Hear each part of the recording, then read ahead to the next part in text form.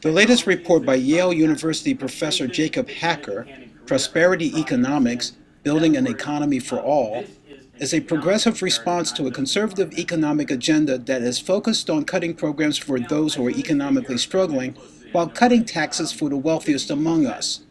At an event at the Economic Policy Institute where he presented the report, I asked him why this report is important to release at this particular point in the political debate. Well, what this report, Prosperity Economics, shows is that there isn't a conflict between creating a stronger middle class, addressing runaway inequality and insecurity, and making sure that we restore a revenue base devastated by round after round of tax cuts for the rich.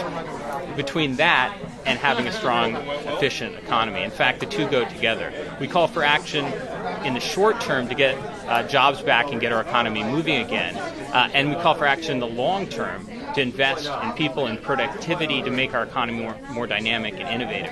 What we're really doing is showing that there are three big pillars of shared prosperity: growth, security, and democracy, and that you have to rebuild those three together to create a virtuous cycle of growth. And we have ideas for how to do that, but we also have new economic theory and research and arguments from history and the success stories of other nations that really show that this works, that we can get a stronger economy and a fairer society at the same time.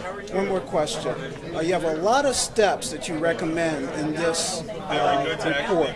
What is step one? Well, step one is obviously dealing with our jobs crisis.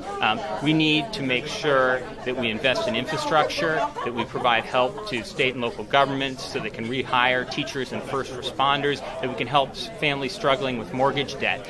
But I would say that equally important in that first step is that we start on the path of political reform. Because if we don't change our politics, if we don't prevent today's economic winners from writing the rules, the market rules, then we're not going to have the ability to build on these greater jobs, build on these investments over the long term to create shared prosperity.